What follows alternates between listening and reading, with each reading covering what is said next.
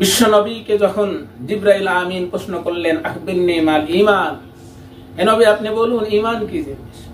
আল্লাহ রাসূল বলেন, আন তুমিনা বিল্লাহি ওয়া মালাইকাতিহি ওয়া কুতুবিহি ওয়া রুসুলিহি ওয়া আন তুমিনা বিল কদরি খায়রিহি ওয়া শাররিহি, যে তুমি বিশ্বাস করবে আল্লাহ তাআলার উপর এবং ফেরেশতাগণকে বিশ্বাস করবে, আসমানি কিতাবকে বিশ্বাস করবে, পরকালকে বিশ্বাস করবে এবং তাকদীরের ভালো মন্দর উপরে তুমি ঈমান আনো।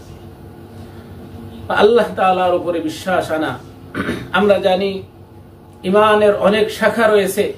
বিশ্বনবী মুহাম্মদ সাল্লাল্লাহু আলাইহি ওয়াসাল্লাম হাদিসে বলেন, আল ঈমানু বিদ'উ ওয়া সাবউনা শুবাতান ফাআফযালুহা কাওলু লা ইলাহা ইল্লাল্লাহ।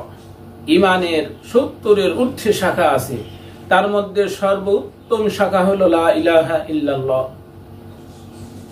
আমরা জানি আমরা মানুষ, আমাদের অনেক অঙ্গ আল্লাহ তাআলা শরীরে দিয়েছে, যেমন হাত, পা, চোখ, কান।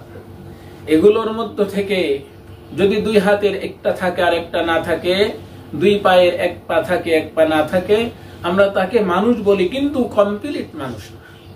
ঈমানের যতগুলো শাখা আছে সকল শাখা থাকলে সে পরিপূর্ণ ঈমানদার, আর যদি কিছু শাখা থাকে আর কিছু বাদ যায় তাহলে সে অসম্পূর্ণ ঈমানদার।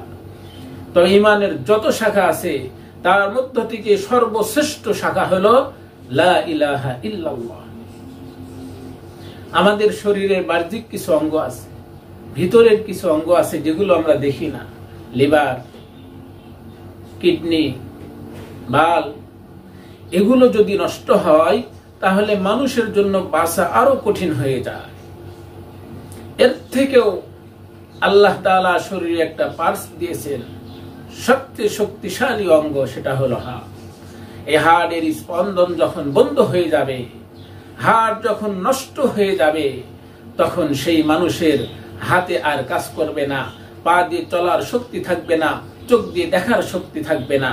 ওইটা হলো মানুষের জন্য সর্বোত্তম সবচেয়ে শক্তিশালী এক অঙ্গ। ঠিক ঈমানের 70-এর উপরে যে শাখা আছে তার মধ্য থেকে লা ইলাহা ইল্লাল্লাহ এটা সর্বোত্তম এবং সবচেয়ে শক্তিশালী শাখা। এই লা ইলাহা ইল্লাল্লাহ এটা মুখে পড়া এবং স্বীকার করা, অন্তর্বিশ্বাস করা। আদম পয়গম্বরের থেকে নিয়ে আমাদের নবী পর্যন্ত প্রত্যেক যুগের নবী, উম্মত, পুরুষ ও নারী সকলকে এই কথা বিশ্বাস করতে হয়েছে।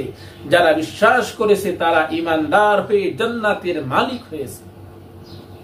একজন মানুষের হার্ট নষ্ট হলে সে যেমন আর মানুষ রূপে দুনিয়াতে জীবিত থাকতে পারে না, একজন মানুষ যখন লা ইলাহা ইল্লাল্লাহকে বিশ্বাস করে না তখন সে ঈমানদার থাকতে পারে না।